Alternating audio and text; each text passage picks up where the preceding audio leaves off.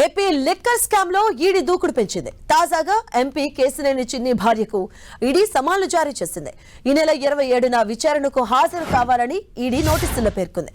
Pride in Prakash LLP కంపెనీతో Raj kesari Reddy లింకులపై ED ఆరా తీయనుంది. Liquor scam లాభాల్లో share ఉన్నట్టు ఈడీ అనుమానిస్తుంది. ఇక ఇదే కేసులో గతంలోనూ జానకి లక్ష్మికి ఈడీ సమన్లు జారీ చేసింది. ఇక తాజాగా మరోసారి ఈడీ సమన్లు జారీ చేయడం సంచలనంగా మారింది.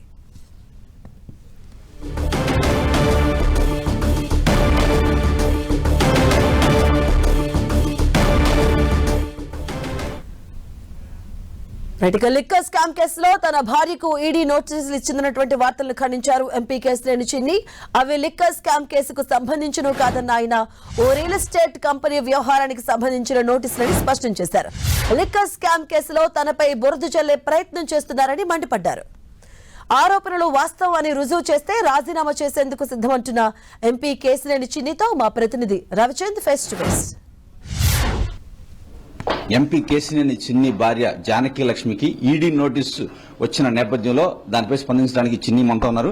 చిన్ని గారు, ఎట్లా మీ శ్రీమతి గారికి నోటీసు వచ్చిందనే వార్తలు వస్తున్నాయి, ఏంటి అసలు వాస్తవాలేంటి? ఒక్క విషయం, నా భార్యకి ఎటువంటి నోటీసు రాలేదు.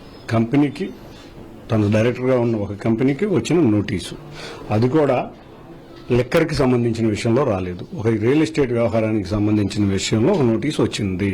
ఆ రియల్ ఎస్టేట్ కంపెనీకి నేను గతంలో కూడా నాకు మీద వచ్చిన ఆరోపణలకి క్లియర్గా అర్థమయ్యే సమాధానం చెప్పాను. నాకు రాజకేశ్ రెడ్డికి 2021లో ఒక పక్క సైట్లు హైదరాబాద్లో ఉన్నాయి, రెండు కలిసి డెవలప్మెంట్ చేద్దామని అనుకున్నాం.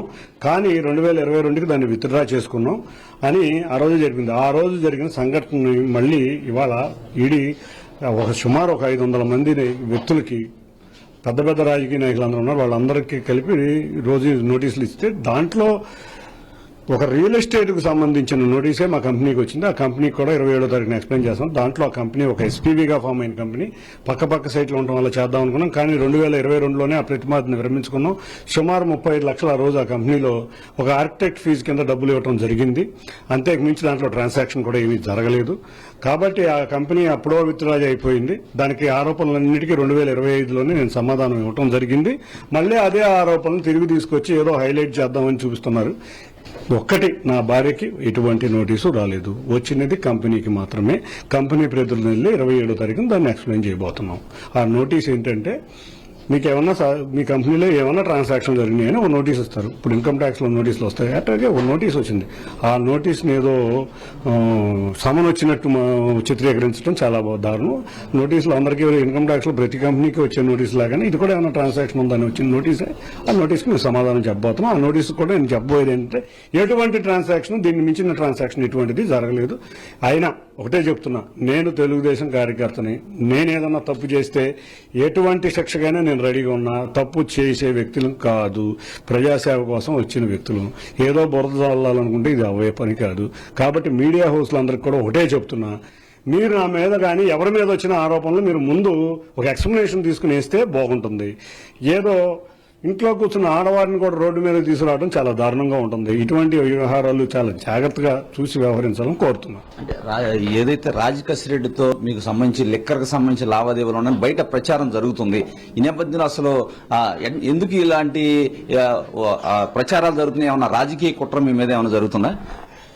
లిక్కర్ స్కామ్లో ₹1 నా దగ్గర ఉన్నా, ఎటువంటిది ఉన్నా చంద్రబాబు నాయుడు గారి దగ్గరికి వెళ్ళి నేను రాజీనామా చేయడానికి కూడా రెడీగా ఉన్నా. నేను అటువంటి వ్యక్తులు కాదు. లిక్కర్లో వ్యాపారాలు మాకు అసలు లిక్కర్ అనేది తెలియదు. అటువంటి వ్యాపారాలు ఏదో రాజకీయ లబ్ధి పొందాలి. మొన్నే జగన్ రెడ్డి గారిని గట్టిగా విమర్శించారు, ఢిల్లీలో కూర్చుని గట్టిగా విమర్శించారు. ఇటువంటి విమర్శలకి కుట్రలు కుతంత్రాలు మొదలవుతాయి. అక్కడ ఉన్న నిందితులందరూ వైఎస్ఆర్సీపీ నిందితులే. కాబట్టి నా ఒక ఎక్కడో రియల్ ఎస్టేట్కి సంబంధించిన ఒక డాక్యుమెంట్ తీసుకొచ్చి నా మీద రుద్దాలనుకుంటే ప్రజలు వాళ్ళు నమ్మే పరిస్థితుల్లో లేదు. జగన్ రెడ్డి, నిన్ను నిరంతరం నువ్వు చేసే ప్రక్రియ అంతా విమర్శిస్తూనే ఉంటాం. ఇటువంటి వాటికి నేను బెదరం ఆదరం. మేము ఏ తప్పు చేసిన వ్యక్తులం కాదు. ఏదన్నా తప్పు చేస్తే శిక్ష అనిపించడానికి కూడా మేము రెడీగా ఉంటాం. నీకు మళ్ళీ పారిపోం. కాబట్టి ఎటువంటి శిక్షనైనా రెడీగా ఉంటాం. రేపు ఇచ్చిన నోటీసుకి సమాధానం కూడా చెప్తాం. దాన్ని నువ్వు స్కాన్ పెట్టి చేసుకో, ఎత్తుక్కో. ఏదన్నా నా తప్పు దొరికిందంటే నేను ఎటువంటి శిక్షకైనా రెడీగా ఉన్నా. ఓకే, కేసినేని చిన్ని చాలా స్పష్టంగా చెప్తున్నారు. ఏదైతే సాధారణంగా ఇచ్చే నోటీసుల్లో భాగంగానే ఇచ్చారు. రాజకసిరెడ్డితో ఒక రియల్ ఎస్టేట్ కి సంబంధించిన 35 లక్షల లావాదేవీలకు సంబంధించి ఆ నోటీసుని వివరణ అడిగారు. అంతేనో దాదాపు 500 మందికి ఇటువంటి నోటీసు ఇచ్చారు. దీంట్లో పెద్ద ఏమీ లేదు అనే విధంగా కూడా చెప్తున్నారు. అదేవిధంగా చూసుకుంటే కనుక చిన్న ఏదైతే లిక్కర్ కి సంబంధించి నా హస్తం ఉందని తేలితే కనుక రాజీనామా చేయడానికి కూడా సిద్ధంగా ఉన్నాను. అదేవిధంగా వైసీపీ తీవ్ర విమర్శలు చేస్తున్నానని చెప్పి నన్ను టార్గెట్ చేస్తుందని కూడా కేసినేని చిన్ని చెప్తున్నారు. కెమెరా పర్సన్ అస్గర్తో రవిచంద్, 10 టీవీ, విజయవాడ.